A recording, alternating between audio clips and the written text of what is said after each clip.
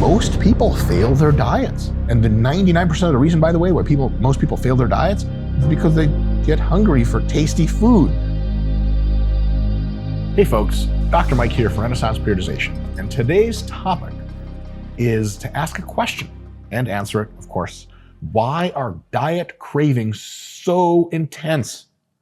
We're going to take a deep dive, real deep dive, back to biology class. And I know you slept through bio or just stared at that one girl in your biology class the whole time. Applied bio, observational, I suppose. You learned nothing. I didn't have any friends. I paid attention. I studied really hard at night. So don't worry, I'll break this down for you. It will cost you Lamborghinis. But I like Lamborghinis, and you like to click on ads. Yes? So click on some ads, damn it. And let's get to learning. So here's the thing from biology class. Every component of your body and brain has an evolutionary ancestral history.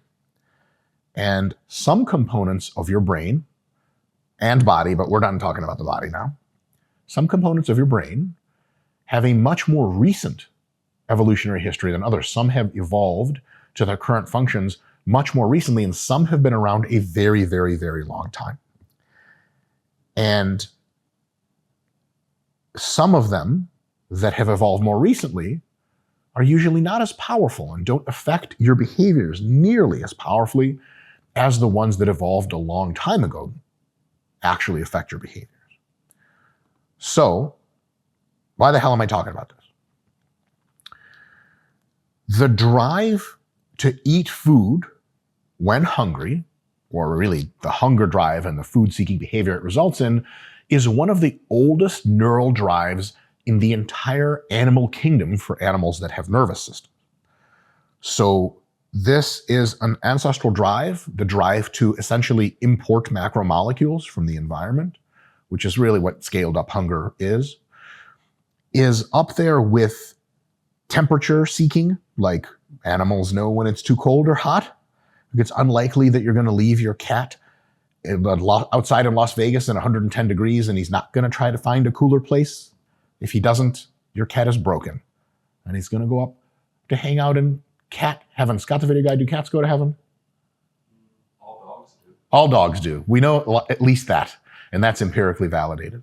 So another one is acidity. Regulating optimal acidity is another huge drive.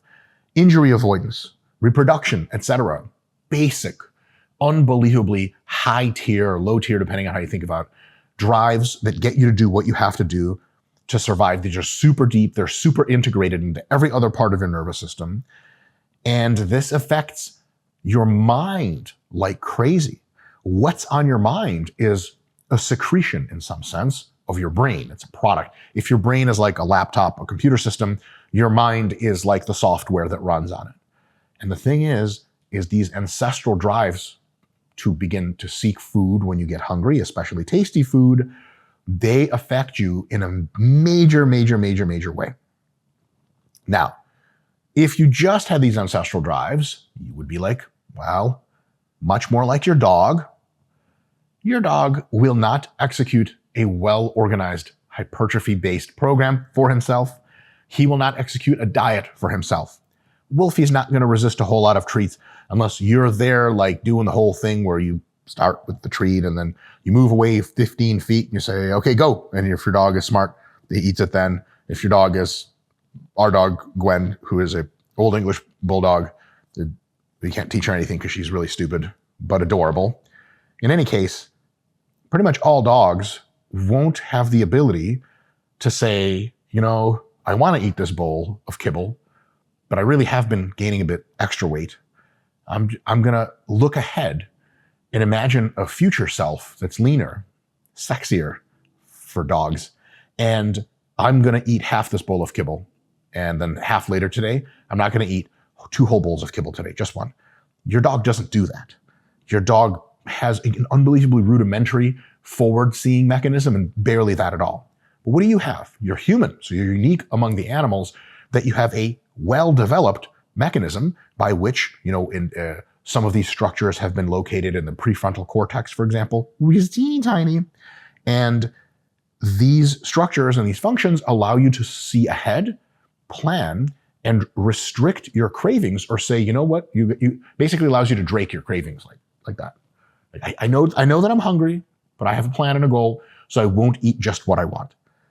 But the mechanisms that allow you to do that forward planning, forward thinking mechanism, in ancestral time of evolution, how long it's been, how deeply integrated it is into the rest of your mind and brain, is like a sliver. It's, charitably 10 million years old, maybe a little older than that, depending on how you cut off which primates are impressively forward thinking and which are not.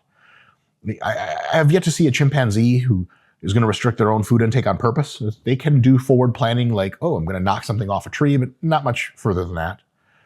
So your ability to restrict yourself from these unbelievably powerful ancestral desires is like, you're talking about 10 million versus hundreds of millions of years old. It's not even close. It's not even close, which is a big deal. And that sets up the battle of your primal drives, like the drive to eat tasty food, versus your intellect, which can tell you, hold on, that's not a part of what I want to do. It's not a great idea. You could say, now hold on a second. We know what we should be eating, and we know when to not eat, and we know how to diet and lose fat. We know to do that. So it's not, the cravings, yeah, whatever, but like when we know something, like it's good, we're there. But that system that allows us to know stuff is super recent, and actually it's not just system-based. The system inside your brain that allows for rational, predictive, planned thought to occur needs a lot of, sort of large language model training, basically, to use a current parlance.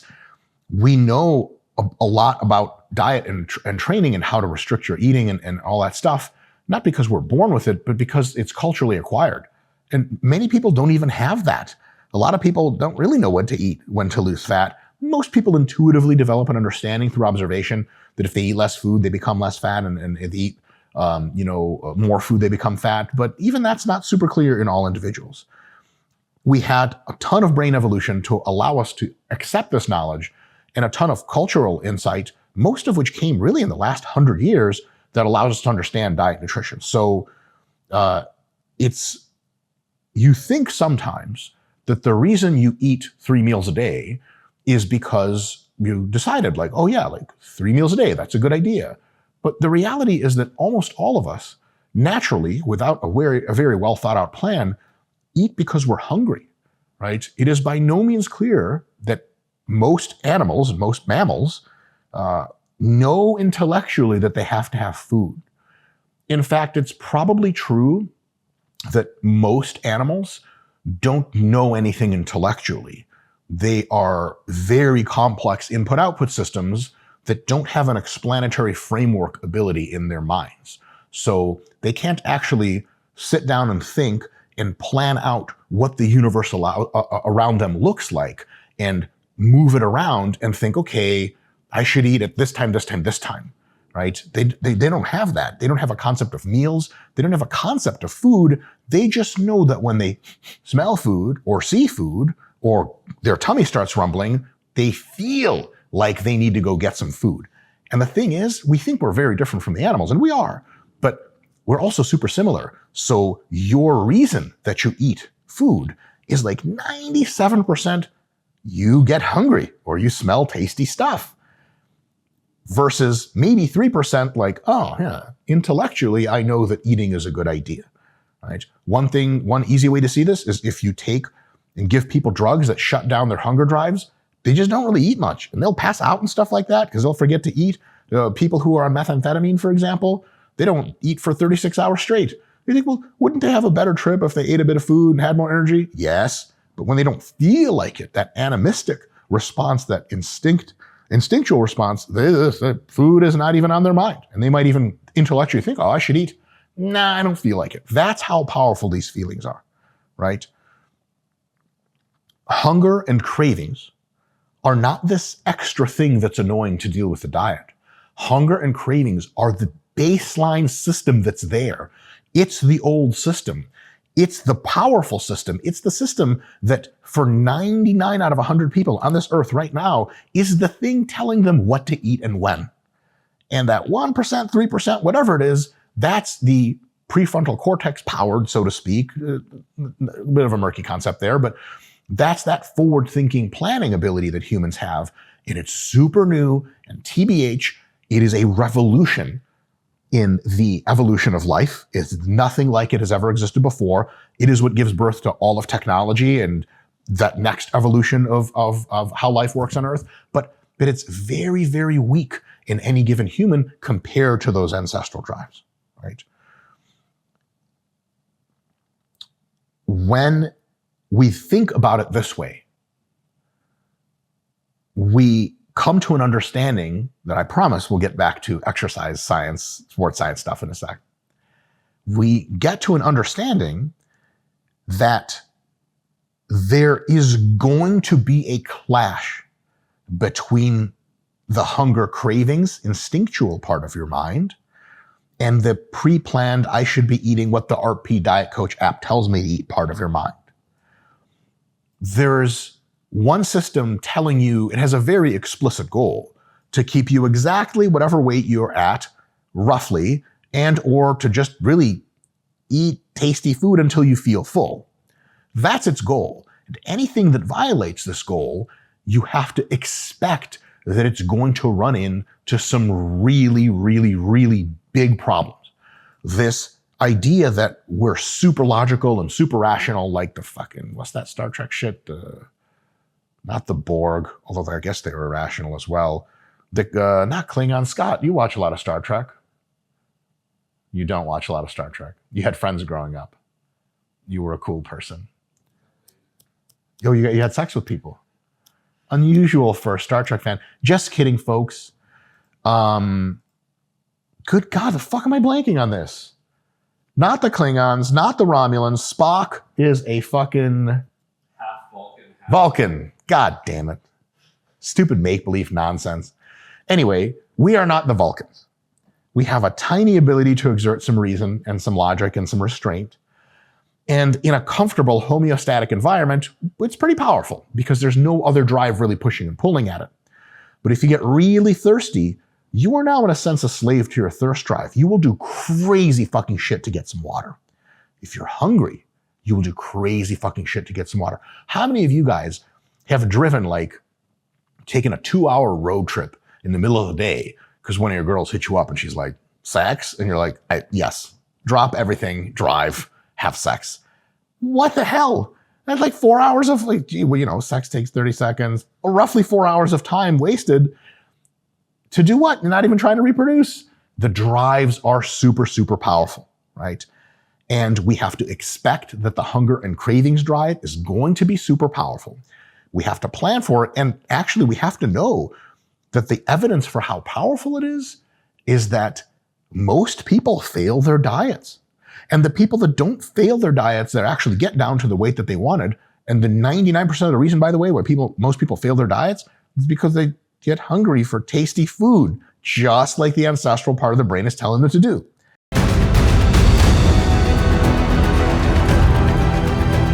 Training for muscle growth is never going to be the same. It's not a mystery. All that shit you see about access to resources, food deserts, that's all been flayed in and out. It holds basically no water. People fail to lose weight in a diet because food tastes too goddamn good when you get hungry. Period. There's a few other cursory reasons and enabling factors there, but that's really just it. And if they succeed at losing weight, most of them regain it within several weeks or months because that drive, it's not logical, is ultra, ultra powerful. That's something we have to realize. Because our drive to eat, our hunger and cravings are so powerful and primal, we have to give it a crapload of respect. And before we engage in the dietary process, we have to contextualize what that respect really means and prepare so that we give ourselves the best chance, right? You don't want to do this thing where it's like, hey, like, let's go take over the Death Star. Sweet, 2 people and, 2 phaser guns, we should be able to do it. Like, you do know what the Death Star is. There are like, I don't know, several million people that man it and are all combat trained. The thing is a fucking giant laser. It's a military base. You don't just go in there with a few blasters unless you're Luke Skywalker and his crew. Scott, the video guy, are we into Leia back in the day? Did she get an upvote or downvote? Upvote. Even with the buns, with the hair? Are we letting that hair down? Like just let it all out? Or are we doing it with the hair up? Both work. Once with the hair up, and then later when she wakes up, again with the hair down. Oh yeah, Jabba outfit. I actually went, Dr. James Hoffman from RP went as Jabba one Halloween, and I went with him as Slave Leia. Good luck finding those pictures online. Yeesh. In any case, you don't come up against an insanely powerful enemy and just think, this is going to be easy. You respect the shit out of the enemy and try to give yourself the best chances. That doesn't mean you say, this is, no problem. It's a problem. And there are a few ways which we can prepare for that problem. First, expecting hunger and cravings to be a core predictable feature of dieting versus being shocked by them. If you coach individuals, or if you've done this yourself before, you'll get this thing where a lot of people actually do this. They'll go, oh man, so I started a diet, right? A couple weeks in, I'm really hungry. Is that normal? Bitch, yes, it's fucking normal. The fuck were you thinking? Now, I don't mean to yell, just kidding. But you guys know what I'm saying? If we understand that this conceptual framework of a super powerful, super ancestral, deep drive to eat when you're hungry, eat when you're losing any weight, eat more food than you need to regain your weight, if that's a given and our ability to control it is very small, when the hunger and cravings show up, it's almost like being surprised, hey, we tried to walk into the Death Star, just park our ship in the front port, and people with guns came out. Strange. It's like they were expecting us. Come on, right? So number one, expect hunger and cravings and expect them to be a big deal. So when you get hunger and cravings for the first time, you go, okay, here we go. Right? We planned for the Death Star stormtroopers to start shooting at us when we were in this building or whatever part of the Death Star. And just the same way, we totally planned hunger and cravings were going to be a big deal. Absolutely. Second, we want to try to develop ways in which to diet that minimize and help us control hunger and cravings versus trying to look for a diet method that eliminates hunger and cravings altogether. And you'll see ads for this kind of shit. Stupid fucking assholes like Liver King, wherever the fuck. You know what I'm saying? I don't call him by his government name. What's his government name? Brian Johnson or some shit like that. Can you Google that real quick? You about to be that guy who's on Joe Rogan's show that Googles stuff. Brian Johnson. Motherfucker, I call you by your government name. Fuck you, lying ass motherfucker. Anyway, guys like that will say shit like, oh yeah, if you eat fucking whatever, liver, fucking raw eggs, you can just diet and have no cravings. Bullshit. Looking for a diet that doesn't give you hunger and cravings, but will lose you a notable amount of fat and weight and let you keep it off will come standard with hunger and cravings. But based on how you execute a specific kind of diet, you can reduce the hunger and cravings substantially. The idea that you're going to make them go away is insane. That's like someone telling you, hey, you can actually get to a place where you can do 36 hours without water and never feel thirsty. Okay. Next, you're going to tell me I can walk into a supermarket and not get horny. Supermarket? My parole officer said, don't talk about that. It was a big misunderstanding. I thought I was in a strip club. It was a very large strip club. Vegas. Next, point number 3. We have to prepare for this battle with hunger and cravings, right? So what we have to do is try to develop, understand, and deploy anti-hunger and anti-craving strategies as much as possible. And at RP, if you just type in anti-hunger Dr. Mike or something into YouTube, we have 3 or 4 videos on the shit. And one big ass video on how to control hunger while dieting. Control, contextualize, not eliminate. We'll never make that claim. There's more on that to say with pharmacology. Eventually we can eliminate it to the extent that you ever want to. You probably just want to reduce it. But we have to understand that we're going into a big ass war, so to speak. We're going to need weapons. We're going to need strategies. It's like, again, I'll just keep the Death Star takeover analogy, Death Star infiltration analogy. It's, it's like saying, hey, like, so what's the plan with the Death Star? How are we getting in there? And they're like, we'll just go in and wing it. There's got to be a reactor we can shoot with a phaser and the whole thing blows up. Like, don't you want to do some research on what that shit looks like, where the defense is heaviest, where it's lightest, etc., how you can sneak in? Just the same way with the diet, you have to come prepared with as many anti-hunger strategies as possible. Number 4, just like in an infiltration mission, if you stay in the danger zone for long enough, you will get the swarm on you. Fucking stormtroopers from every single fucking hallway. And since, the Death Star is 3-dimensional, motherfucker, there's like 6 hallways and shit's coming from up and down everywhere. So you got to get in and out, and you have a certain time zone, a certain time frame.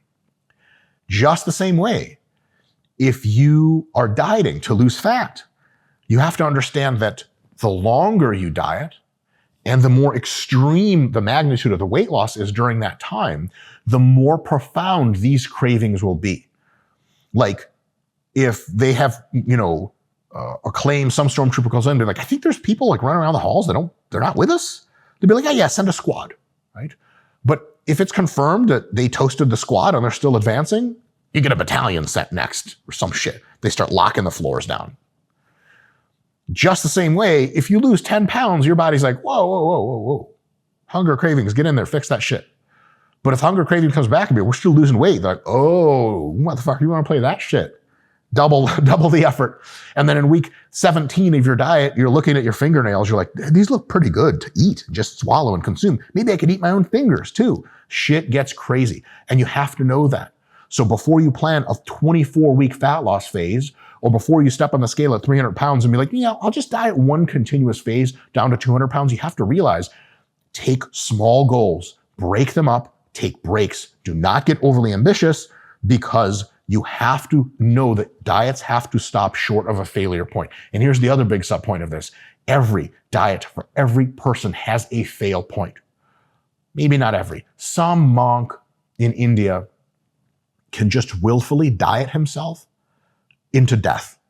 Just food everywhere. He's doing this day after day, drinking water, and eventually he sits there and just dies of fucking anorexia. That is an impossibility for almost everyone, which means at some point you will fucking snap and you will eat everything and you'll be like, holy shit, right? You have to understand that failure point is somewhere for everyone. Don't walk into it. Don't walk into it. Stop well short of it. And then that leads us to the next point. Understanding that once you stop your diet, your hunger and cravings still there to try to pull you back up to your old weight. They're going to try to get there, right? It's sort of decent analogy here is like you get into the Death Star and you put your phaser at the main reactor and it starts to shut down, like auto-destruct in 30, irreversible auto-destruct. It's like the stormtroopers that ran up to you and are running up to you right now after you did that, you're not like, hey fellas, I won, the reactor's gone, the whole thing's gonna blow up. They're not gonna be like, oh yeah, hey, good job, it's like a video game, see ya. They're gonna be like, motherfucker, and they're still gonna try to kill you. You're still in there. So when you're at your leanest point of a diet, you're in a fucking bad place, so know this. Don't have a plan of, well, I'm just gonna get to 190 pounds from 220, and then I'm gonna stop the diet and just live like a normal person. Bullshit. Because if you live like a normal person, what did we learn earlier in this presentation? I don't mean to be pedantic about that. That normal people do. Well, they eat mostly according to their hunger and cravings. Just watch any normal person, what they do. Like when people go to Olive Garden, they try to order off the menu, they're like, what's nutritionally a good idea? What? They're like, what I feel like right now, 5 menu items, boom, boom, boom, boom, all the way back up. After a diet, plan for a maintenance phase. That's like 2/3 as long as the diet was, in which you slowly reintroduce more food and slowly reintroduce junk food or cheat meals so that that known mega powerful hunger and craving system doesn't pull you back up. Expect that it will try really, really hard. And that's a huge revelation because for years and years and years, common diet wisdom and knowledge in our industry was focused on how to make the best diets that get you from here to here. But now there's a change where we realized this is tough. Maintaining after is very tough also. So know that the hunger and cravings won't just go away. Like, oh, you won, we're good, just stay 190 forever. That's not going to happen. And point number 6 is, if you're a coach, and many of you who listen to this channel are, or watch the channel, yes, I'm waving my pretend hair around. What kind of hair? I mean, do you guys ever dream about having just like flowing locks? Just long hair, rich and free. I mean, I'm rich in the financial sense. Maybe I should buy hair therapy. I'll do that right after this video. Next video, I promise I'm going to have long, flowing rock star locks. In any case, many of you guys are coaches. You need to know this stuff, and you do. You have to try to get to your clients to understand it. To tell them, hey, look, like this fat loss plan to lose 15 pounds, it looks great. Let's get it done. But I want you to know, Mr. or Mrs. Client, this can get rough. It can get really rough because there are tons of mechanisms in your brain to try to get you to get the fuck off this diet and get onto some pizza. Physically onto a pizza. Well, a big enough pizza. Yeah, sounds fun. Slip on a pepperoni. Soon Pizza Hut. Get them to expect that it's going to be tough, both on the fat loss side and the maintenance side. And then they'll be much better prepared, just like you are. So if you want to learn about anti-hunger mechanisms, how to eat, how to train, how to organize your sleep and your work, etc., supplements to take that can make hunger more manageable, make a more successful diet, we've got tons of videos. We've got tons of books at RP. We have a whole certification coaching course that really buries that shit for you. So there's lots of good stuff to get your learn going on. And just respect your hunger and cravings. They have a deep ancestral evolutionary place. They're the thing that keep all the animals and humans alive. If you somehow like magic wand zap the earth and every animal lost its hunger instinct, all the animals would die within several weeks or months. The fat animals would die in several months. And gee whiz, almost all human beings would die as well. Certainly all unattended children would die.